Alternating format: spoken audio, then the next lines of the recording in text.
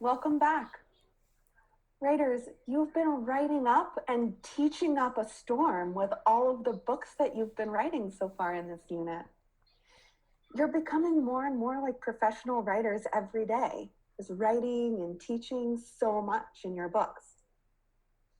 And recently I got a chance to go to some professional writers' workspaces and see what they had in their workspaces. So I want to tell you a little bit about it. Imagine these spaces as I tell them to you. So some of them had, like a lot of them had a big desk with either a notebook or a computer. They had shelves filled with books, probably the mentor texts that they use. They had lots of paper, pens. Some of them have had things to draw with too. Can you imagine these spaces? But then I saw on a lot of their walls, they had some like notes up for themselves. I looked closely. I thought, what do those notes say?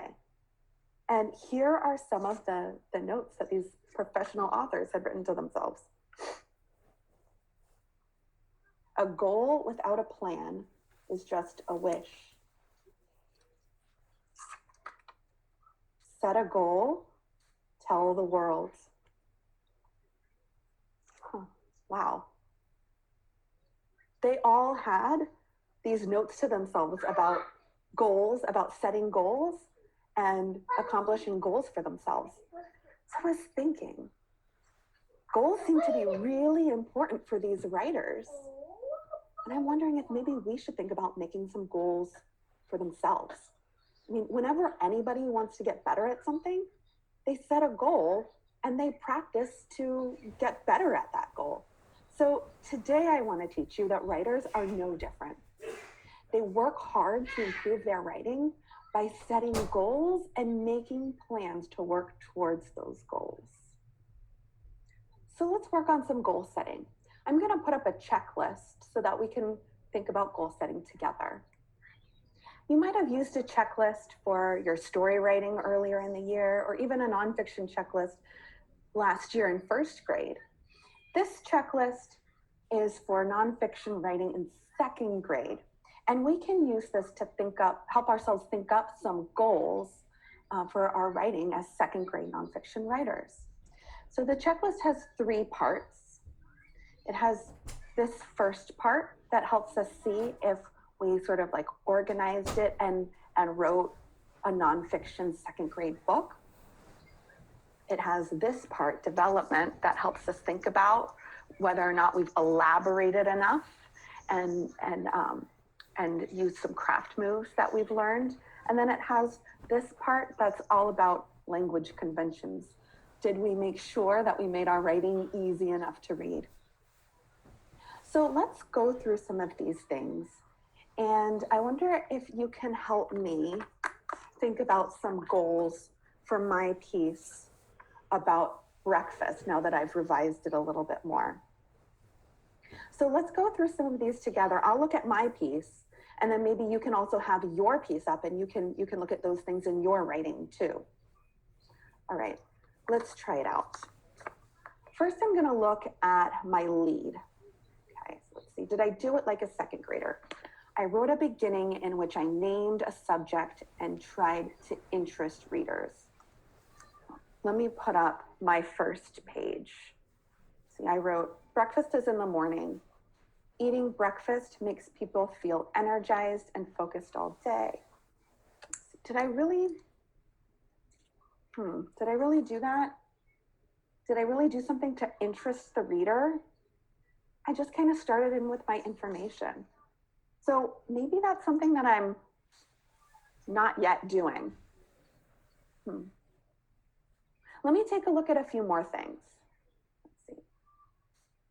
Did I use words like also and to say more? Let's see. Take a look at my writing. You know, I really pushed myself to write as much information as I could. Now here's my page on buying breakfast. And I wrote, some people buy their breakfast at a restaurant or coffee shop. When you buy your breakfast, you can get anything from a donut to a bagel to a breakfast sandwich. Watch out though, breakfast that you buy can sometimes be very unhealthy. Also, buying breakfast can get very expensive, and many people can't afford that. I think I did a pretty good job of like using those words to help push myself to write more and more. So I think that's something that I'm kind of doing already.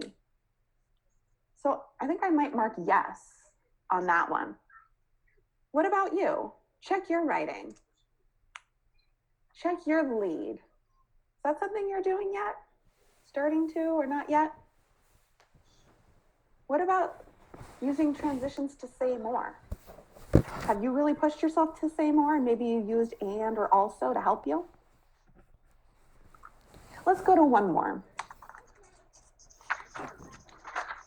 I'm going to check now for elaboration. Let's see. I use different kinds of information in my writing, such as facts, definitions, details, and steps. Let me read through my writing and see. Let's see, just gonna kind of read it fast to see what I did. Okay, breakfast is in the morning. Eating breakfast makes people feel energized and focused all day. That's why people say breakfast is the most important meal of the day. Some people might have to set an alarm to make sure they wake up early enough to eat a nutritious breakfast. Mostly just facts, I think. Some people eat breakfast at home. Cereal is the most common dish that people eat for breakfast at home. There are many kinds of cereals to choose from. Almost everyone can find a kind of cereal that they like. Mostly just facts. Well, here I did a little bit more. I put some like diagrams of different kinds of breakfast that you could buy. I put some warnings, very sugary, filling but greasy. So I started to do a little bit more kinds of information, not just facts here. And then here at the end, some people skip breakfast. This is a huge mistake. And then I put kind of like a compare contrast with somebody who ate breakfast and skipped breakfast. That's kind of a different kind of information. I had sort of two places where I tried to give other kinds of information. So I would say maybe I'm starting to do this one. So I've looked at some of the checklists and already I can think of some goals for myself. Already I think I can probably work on making a better lead where I say something to interest the reader. And I can also think maybe I can work harder to include more kinds of information. So as I work on my writing today, I can try to think about really planning to accomplish those goals.